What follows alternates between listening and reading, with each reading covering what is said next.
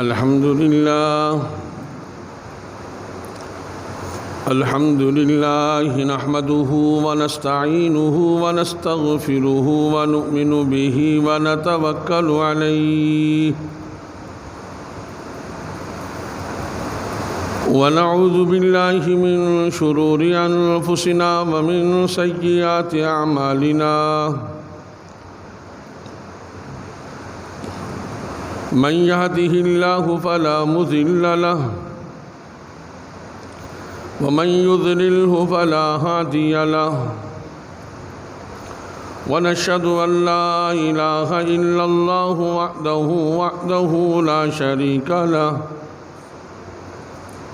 ونشهد أن سيدنا وسندنا ومولانا محمدا عبده ورسوله أما بعد فأعوذ بالله من الشيطان الرجيم بسم الله الرحمن الرحيم فاذكروني أذكركم واشكروا لي ولا تكفرون وقال الله تعالى في مقام آخر ألا بذكر الله تطمئن القلوب قال النبي صلى الله عليه وسلم مفاتيح الجنة شهادة أن لا إله إلا الله وأشهد أن محمد رسول الله رب اشرح لي صدري ويسر لي أمري واحلل عقدة من لساني يفقهوا قولي رب زدني علما رب زدني علما رب زدني علما إن الله وملائكته يصلون على النبي يا أيها الذين آمنوا صلوا عليه وسلموا تسليما درود پاک اللهم صل على محمد وعلى آل محمد كما صليت على إبراهيم وعلى آل إبراهيم إنك حميد مجيد اللهم بارك على محمد وعلى آل محمد كما باركت على إبراهيم وعلى آل إبراهيم إنك حميد مجيد اللهم صل على جسد محمد في الأجساد اللهم صل على روح محمد في الأرواح اللهم صل على قبر محمد في القبور اللهم صل على محمد في أول كلامنا اللهم صل على محمد في أوسط كلامنا اللهم صل على محمد في آخر كلامنا سبحانك لا علم لنا إلا ما علمتنا إنك أنت العليم الحكيم سبحانك لا علم لنا إلا ما علمتنا إنك أنت العليم الحكيم صدق الله مولانا العظيم وصدق رسوله النبي الكريم ونحن على ذلك لمن الشاهدين والشاكرين والحمد لله رب العالمين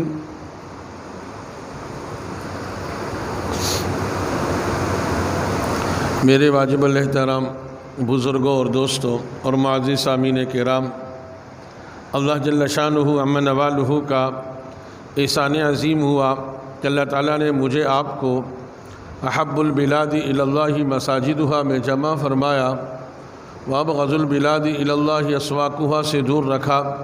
یہ محض اللہ کا کرم ہوا، محض اللہ کا فضل ہوا، اس میں میرا آپ کا کوئی ذاتی کمال نہیں، کوئی ذاتی وجاہت نہیں، کوئی ذاتی بڑھوتری نہیں، بلکہ اللہ رب العزت کا فضل شامل حال ہوا۔ اس نے مجھے آپ کو مختلف جگہوں سے اٹھایا اور اپنے بابرکت گھر میں جمع فرمایا۔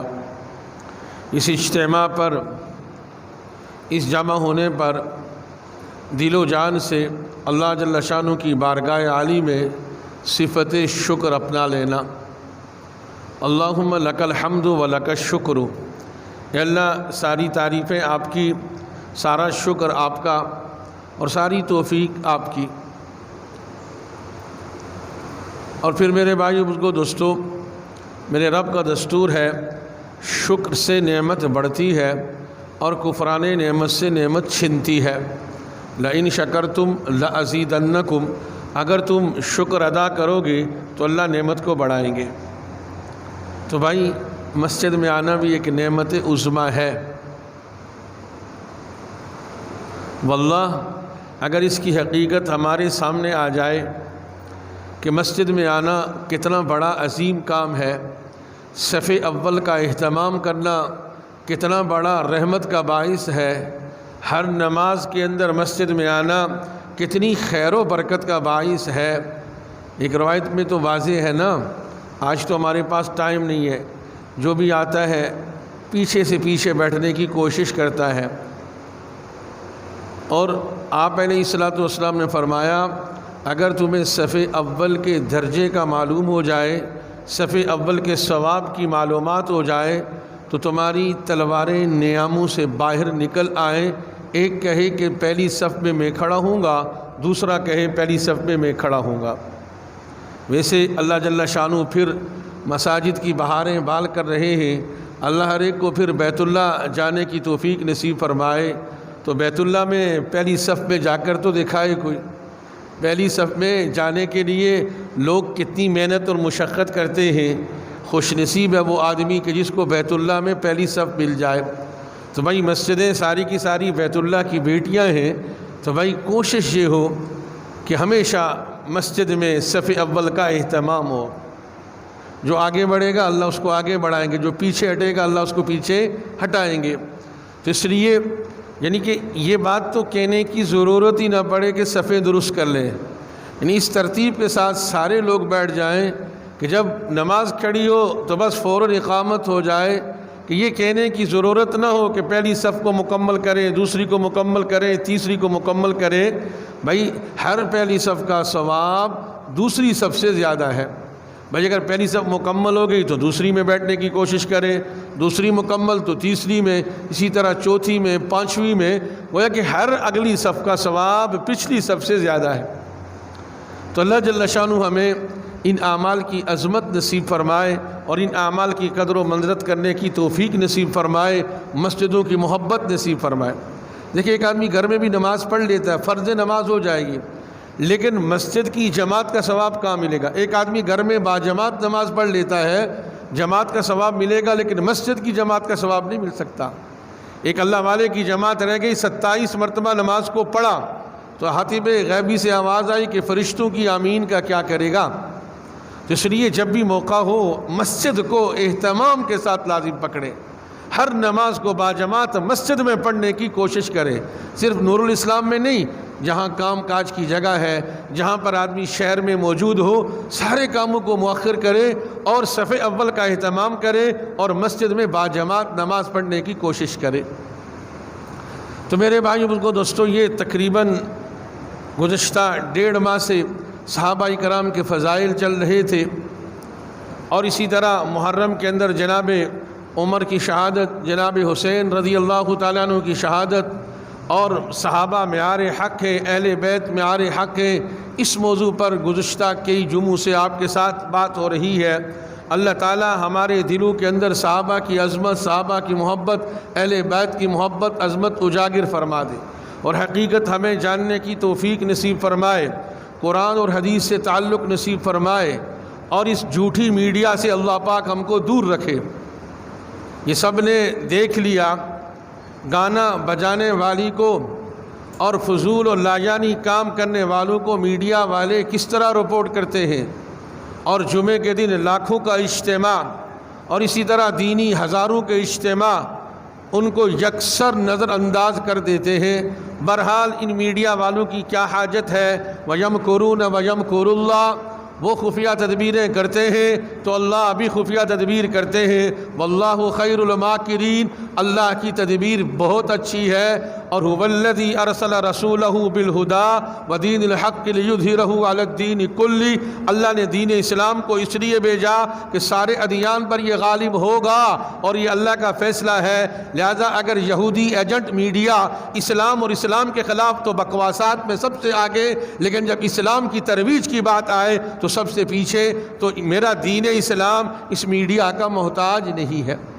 تو اللہ جل شانہ ہمیں مسجد سے تعلق نصیب فرما دے، صحابہ کی محبت نصیب فرما دے۔ میرے بھائیو کو دوستو، اگر قرآن و احادیث کا مطالعہ کیا جائے، دیکھا جائے، تو انسانوں کو جو فضیلت ملی علم کی وجہ سے ملی، فرشتوں کو جو مرتبہ ملا یہ فضیلت ملی علم کی وجہ سے۔ اور علم کا خاصہ کیا ہے؟ علو، بلندی۔ جس انسان کے اندر علوم آئیں گے تھوڑا سا اس کے دل میں بڑائی آئے گی، تو اس بڑائی کو اور علم کو میانہ روی کے ساتھ چلانے کے لیے اللہ جل شانہ کا ذکر بہت ضروری ہے۔ فرمایا فَاذْكُرُونِي أَذْكُرُكُمْ، تم مجھے یاد کرو میں تمہیں یاد کروں گا۔ اور جب انسان کے دل و دماغ میں یہ تصور ہو کہ فلاں میرا بادشاہ ہے اور میری حرکات و سکنات کو دیکھ رہا ہے، میں جو کرتا ہوں وہ دیکھتا ہے، اور جو میں کھاتا ہوں دیکھتا ہے، جو میں بولتا ہوں سنتا ہے، تو وہ اپنی تمام امور کے اندر احتیاط کے پہلو کو لازم پکڑے گا کہ میرا بادشاہ، میرا بوس دیکھ رہا ہے، اور کہیں میری ہتک نہ ہو جائے، کہیں میری نوکری سے چھٹی نہ ہو جائے۔ تو اسی طرح اس علم کے ساتھ اگر اللہ کا استحضار نہیں ہوگا کہ ہمہ وقت ہر آن ہر گھڑی میرے اللہ مجھے دیکھ رہے ہیں، میرے کھانے کی حرکات کو دیکھ رہے ہیں، میرے سونے کی حرکات کو دیکھ رہے ہیں، میرے چلنے کی حرکات کو دیکھ رہے ہیں، میرے تصورات کو اللہ پاک دیکھ رہے ہیں، میرے دل کے اندر خیال پیدا ہونے کو اللہ پاک دیکھ رہے ہیں۔ جب اللہ کا تصور آ جائے گا، گویا کہ خلاصہ کلام کیا نکلا کہ ہمہ وقت اللہ کی یاد انسان کے دل میں ہونی چاہیے۔ علامہ شبلی نعمانی لکھتے ہیں کہ اگر ایک آدمی چاہتا ہے میں گناہ کروں تو وہ 3 کام کر لے۔ اگر 3 کاموں کی اس کو قدرت ہے تو پھر گناہ کر لے۔ ایسی جگہ پر کرے جو زمین اللہ کی نہ ہو، ایسی جگہ پر کرے کہ جہاں اس کو اللہ نہ دیکھ رہا ہو، اور ایسی جگہ پر کرے جہاں پر اللہ کی روزی نہ کھا رہا ہو۔ زمین بھی اللہ کی، اور اسی طرح دیکھنا بھی اللہ کا ہمہ وقت ہے، اور انسان روزی بھی اللہ ہی کی کھاتا ہے۔ تو اب بتائیں کہ جب زمین بھی اللہ کی استعمال کرے، روزی بھی اللہ کی کھائے، اور اللہ اس کی ہر حرکت و سکونت کو دیکھے، تو پھر گناہ کا تصور کیسے؟ میرے بھائیو کو دوستو، جب انسان کے دل میں اللہ کی محبت آ جائے گی، اللہ کا ذکر آ جائے گا۔ یعنی دیکھیں، آپ اگر نماز پڑھیں گے تو نماز بھی ذکر کے بغیر مکمل نہیں، روزہ رکھیں گے روزہ بھی ذکر کے بغیر مکمل نہیں، زکوٰۃ دیں گے زکوٰۃ ذکر کے بغیر مکمل نہیں، حج کریں گے حج ذکر کے بغیر مکمل نہیں۔ ہر عمل کے اندر، ہر عبادت کے اندر اللہ کی یاد لازم ہے، اللہ کی یاد مست ہے، اس کے بغیر انسان کی کوئی چیز مکمل نہیں ہے۔ فرمایا باب الریان تو ہے، باب الصلاۃ تو جنت میں ہے، اور باب الجہاد تو ہے، باب الزکوٰۃ تو ہے، باب الحج تو ہے، کہ یعنی کہ یہ حج والوں کا دروازہ جنت میں دخول کے لیے، یہ روزہ داروں کے لیے جنت کا دروازہ دخول کے لیے، اور یہ اسی طرح حج بیت اللہ کرنے والوں کے لیے جنت کا دروازہ دخول کے لیے۔ لیکن ان سارے دروازوں کی چابی کیا ہے؟ مفاتیح الجنہ شہادت لا الہ الا اللہ واشہد ان محمد الرسول اللہ۔ تمام دروازوں کی چابیاں کیا ہیں؟ لا الہ الا اللہ ہے اور محمد الرسول اللہ ہے۔ میرے بھائیو کو دوستو، نماز میں کیا پڑھتے ہیں؟ سبحانک اللہم وبحمدک وتبارک اسمک وتعالی جدک ولا الہ غیرک. یہ کیا ہے؟ ذکر ہی ہے نا. اللہ تیری تسبیح، تو پاک ہے، وبحمدک تیری تعریف، وتبارک اسمک تو برکت والا ہے، وتعالی جدک تو بزرگی اور بڑائی والا ہے، ولا الہ غیرک تیرے سوا کوئی معبود نہیں ہے. سورہ فاتحہ کو دیکھیں، اللہ اکبر، اللہ بڑے ہیں. تو یہ سارا ذکر ہے نا. رکوع میں چلے جائیں، سبحان ربی العظیم، پاک ہے میرا رب جو بلند ہے. سبحان ربی الاعلی، پاک ہے میرا رب جو اعلیٰ ہے، سب سے اونچا ہے. سمیع اللہ لمن حمدہ ربنا ولک الحمد. نماز کے ایک ایک حرف کے اندر غور کریں تو سارا ذکر ہی ہے. روزہ ذکر ہے. کیسے ذکر ہے بھئی؟ روزے میں ایک آدمی کمرے میں جاتا ہے، شدید پیاس لگی ہوئی ہے، حائل کوئی نہیں ہے، بیوی بھی سو رہی ہے، ماں دوسرے کمرے میں، بچے دوسرے کمرے میں، صرف کمرہ ہے، فریج ہے اور پانی ہے، سب کچھ ہے. لیکن کیا کہتا ہے؟ میرا روزہ ہے. کس نے روکا؟ ذکر نے روکا، اللہ کی یاد نے روکا. اور طواف کر رہا ہے، کیا کہتا ہے؟ لبیک اللہم لبیک لا شریک لک لبیک. صفا مروہ میں جا رہا ہے، ذکر کرتے ہوئے جا رہا ہے. اور اسی طرح عرفہ میں کیا کر رہا ہے؟ ذکر کرتے ہوئے جا رہا ہے. تو میرے بھائی بزرگو دوستو، فاذکرونی اذکرکم، تم مجھے یاد کرو میں تمہیں یاد کروں گا. اور میرے بھائی بزرگو دوستو، جنت کی چابی، بھئی ایک کتنا بڑا محل ہو، اس محل میں ہزاروں کمرے ہوں، اور اگر تالا لگا ہوا بڑا 5 کلو کا، تو آدمی کیسے داخل ہوگا؟ جو کچھ بھی کر لے، جب تک کہ چابی سے تالا نہیں کھولے گا، اس محل میں، اس جنت میں داخل نہیں ہو سکتا. اب یہ کافر کتنی اچھائیاں کر لیں، یہ کافر نام کے اعتبار سے، اصل تو سارا اسلامی قوانین ہے. اسلام نے اخوت، بھائی چارگی، دوسروں کے حقوق، یہ تو اسلام کا قانون ہے. اب یہ نام نہاد غیر مسلم NGOs بنا کر مختلف قسم کی اقسام کے اعتبار سے مدد کو کہیں گے کہ ہم انسانیت کی خدمت کرتے ہیں، زمین سے لے کر آسمان تک خدمت کے پہاڑ کھڑے کر دیں، جب تک کہ زبان سے لا الہ الا اللہ محمد الرسول اللہ کا اقرار نہیں ہوگا، یہ سب بیکار ہے. تو اس لیے میرے بھائیو بزرگو دوستو، اللہ کو یاد کرنا. الا بذکر اللہ تطمئن القلوب. دلوں کو طمانینت اللہ کے ذکر سے ہے. دیکھیں ایک موٹی سی بات ہے، ہم اور آپ عربی نہیں جانتے. فرماتے 7 لغات تھی، ان ساری لغات میں قریش کی لغات کو سب سے بڑا درجہ تھا. قریش جانتے ہیں کون ہیں؟ ابو جہل، ابو لہب، عتبہ، شیبہ، سارے قریشی تھے. عربی گرامر کو خوب جانتے تھے. کیا وجہ تھی؟ کہ رسول اللہ صلی اللہ علیہ وسلم کے پاس آپ کی نبوت کے بعد بھی اپنی امانتیں رکھتے تھے، مال رکھتے تھے، چیزیں رکھتے تھے. لیکن جب آپ کہتے تھے قولوا لا الہ الا اللہ تو اچھل جاتے تھے، بدک جاتے تھے. وہ سمجھتے تھے کہ لا الہ الا اللہ ایک سمندر ہے، ایک دریا ہے. جب لا الہ الا اللہ کہیں گے تو پھر رسومات کو چھوڑنا پڑے گا، پھر ان نظر و نیاز کو دور کرنا پڑے گا، پھر ان بتوں کی عبادت سے اپنے آپ کو دور کرنا پڑے گا. اس لیے وہ لا الہ الا اللہ کا اقرار نہیں کرتے تھے. حالانکہ یہ واقعہ آپ نے سنا، ابھی ہجرت پہ آئے گا انشاءاللہ اگلے موضوعات میں، کہ جب رسول اللہ صلی اللہ علیہ وسلم مکہ کے اندر 13 سال گزارنے کے بعد جناب علی کو اپنے بستر میں سلاتے ہیں تو کیا کہتے ہیں؟ یہ فلاں کی امانت، یہ فلاں کی امانت، یہ فلاں کی امانت، یہ فلاں کی امانت. یعنی آپ کی نبوت سے پہلے تو تھا ہی تھا، آپ کی نبوت کے اقرار کے بعد، اعلان کے بعد بھی کفار مکہ آپ کے پاس امانتیں رکھتے تھے. لیکن جب آپ لا الہ الا اللہ کی بات کرتے تھے تو وہ بدک جاتے تھے. حضرت بلال رضی اللہ تعالیٰ عنہ کا کسی سے کیا جھگڑا تھا؟ آپ کو انگاروں پر کیوں لٹایا جاتا تھا؟ زنیرہ کی آنکھیں کیوں نکالی گئی؟ سمیہ کو شہید کیوں کیا گیا؟ پھر ملعون صحابہ کی باتیں کرتے ہیں۔ میرے بھائیوں، صحابہ میں سے ہر فرد نے، ہر مرد نے، ہر عورت نے، ہر بچے نے وہ قربانی دی جس کے بارے میں تصور نہیں کر سکتے۔ صحابہ کس سے ہے؟ مصاحبت سے ہے، آپ کی صحبت سے ہے۔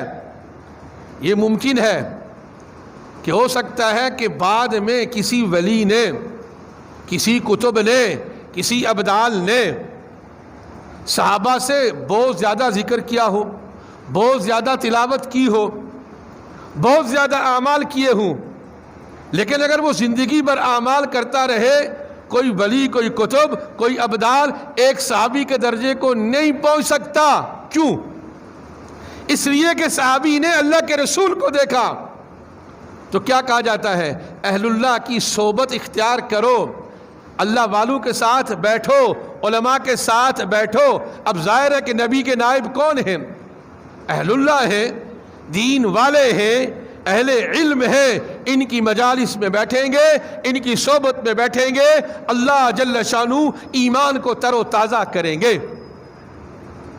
لیکن آج ہمارے پاس لاجانی کے لیے، دوسرے کام کاجوں کے لیے گھنٹوں وقت ہے، لیکن ذکر کی مجلس کے لیے ہمارے پاس وقت نہیں ہے۔ رائے خدا میں جانے کے لیے ہمارے پاس 3 دن نہیں ہے، مسجد میں بیٹھنے کے لیے ہمارے پاس ٹائم نہیں ہے۔ تو پھر یہ دل منور کیسے ہوگا؟ پھر اللہ سے تعلق کیسے پیدا ہوگا؟ میرے بھائیو، بزرگو، دوستو، آپ نے مثال سے واضح کر دیا کہ صحابہ صحابہ ہے، صحابہ کے درجے کو کوئی پہنچ نہیں سکتا۔ تو بھائی 14ویں صدی کا کوئی اٹھ کر صحابہ کی زندگی پر تبصرہ کیسے کر سکتا ہے؟ اس کی زبان شل ہو جائے، اس کی زبان میں چھالے پڑ جائیں جو صحابہ کا نام بے ادبی سے لے۔ میرے بھائیو، بزرگو، دوستو، آپ نے فرما دیا میرا ایک صحابی ایک مٹھی جو راہ خدا میں دے دے اور تم میں سے بعد والوں میں سے کوئی احد پہاڑ کے برابر سونا صدقہ کرے تو وہ اس کے درجے کو نہیں پہنچ سکتا۔ اس لیے میرے بھائیو، بزرگو، دوستو، اللہ کا ذکر ہمیشہ ہماری زبانوں پر جاری رہے، دل متوجہ رہے۔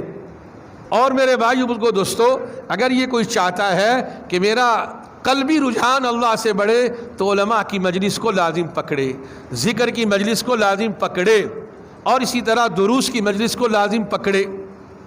بھائی مغرب میں ماشاءاللہ 4 صفحے ہوتی ہیں اور درس قرآن میں بیٹھنے والے 15-20، یہ اللہ کی توفیق ہے، یہ اللہ کا فضل ہوتا ہے۔ جس کو اللہ توفیق دیتے ہیں بیٹھ جاتے ہیں، اور جن کو توفیق سلب ہو جاتی ہے عین درس کے ٹائم میں 15 کام یاد آ جاتے ہیں۔ حالانکہ درس قرآن یا تعلیم جو عشاء کے بعد ہوتی ہے 10 سے 15 منٹ کا دورانیہ ہوتا ہے، لیکن اگر ہم آیات قرآنیہ سنیں گے، احادیث نبویہ سنیں گے تو ہمارا دل منور ہوگا، اللہ سے قرب اور تعلق آگے بڑھے گا۔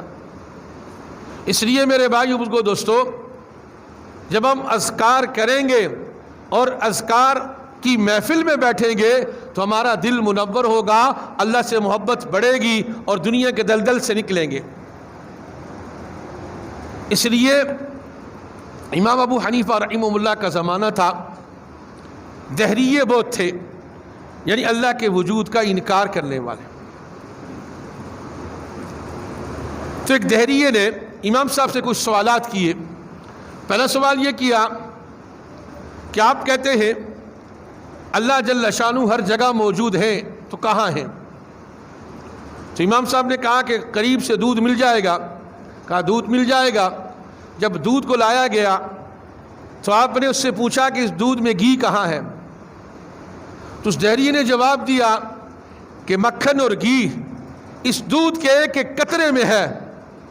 تو امام صاحب نے جواب دیا اگر مخلوق کے متعلق تمہارا یہ عقیدہ ہے کہ دودھ کے ایک ایک قطرے میں مکھن ہے تو میرا یہ یقین ہے کہ ایک ایک ذرے میں میرا اللہ موجود ہے۔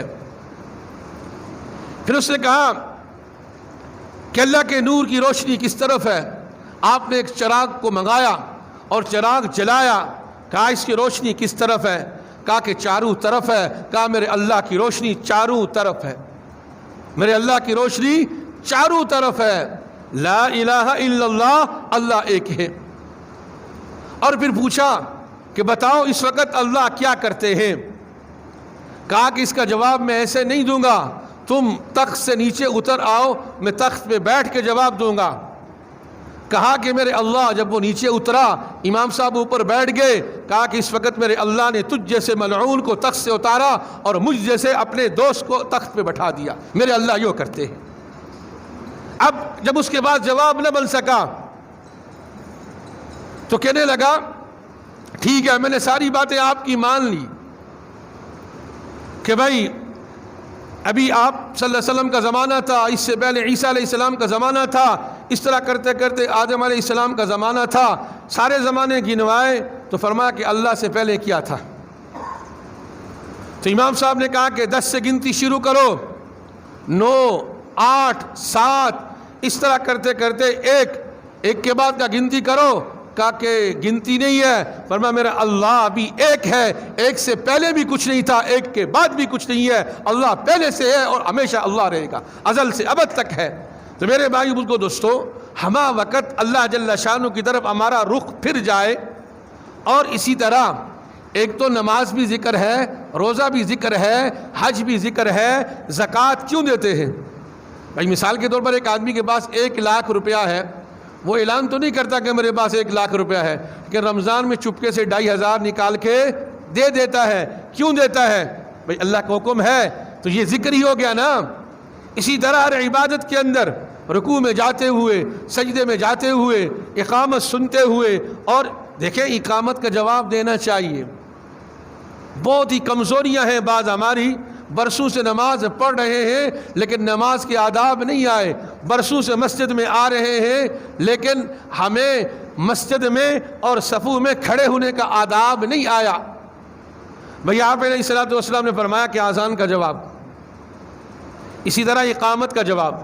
کتنی مرتبہ ایسا ہوتا ہے اقامت چل رہی ہوتی ہے اور ہماری بات چیت چل رہی ہوتی ہے، بھئی جب مؤذن نے کہہ دیا اللہ اکبر اللہ اکبر، کیا معنی ہے؟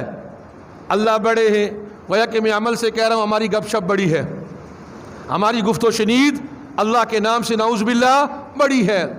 بھائی صحابہ تو نماز سے پہلے حضرات کیا کہتے ہیں؟ سنتیں پڑھ کر توجہ کے ساتھ آدمی اللہ کی طرف متوجہ ہو کر بیٹھ جائے کہ اب اس رب العالمین کے سامنے کھڑا ہونے والا ہوں جو زمین و آسمان کا مالک ہے، ایک کیفیت بنائے۔ اور اگر ہمیں 5 منٹ مل جائیں تو ہم مسجد کے آداب کو پامال کر کے اپنی دنیاوی باتوں میں لگ جاتے ہیں۔ تو اس لیے جب اقامت ہو تو دردمندانہ التماس ہے کہ بھائی اقامت کا جواب دیا جائے۔ مؤذن کہے اللہ اکبر، ہم بھی کہیں اللہ اکبر، سب کچھ یہی کہنا ہے، صرف قد قامت الصلاۃ میں اقامہ اللہ و ادامہ، اقامہ اللہ و ادامہ، باقی سارے الفاظ وہی لٹانے ہیں۔ تو بھائی اس سے کیا اللہ کا استحضار آئے گا؟ بھائی مسجد میں جب آئیں تو ہماری کیفیت بدل جائے، ایسا نہیں کہ جو مسجد سے باہر کیفیت مسجد کے اندر آنے کے بعد بھی سیدھے پاؤں سے داخل ہونا، اعتکاف کی نیت کرنا اور مسجد کی صفائی ستھرائی کا خیال رکھنا، اور ایک اسی طرح پھر التماس ہے کہ بھائی پیچھے بیٹھنے کے بجائے صف اول کا اہتمام کرنا۔ کتنی مرتبہ اقامت شروع ہو جاتی ہے، ہم کہتے ہیں بچوں پیچھے ہو جاؤ، اب بچے بیچارے کیا کریں، بڑے خود پیچھے ہو جاتے ہیں، تو پھر بچے ہی آگے بڑھیں گے نا، پھر صف کا جو آپس میں تناسب ہوتا ہے وہ ختم ہو جاتا ہے۔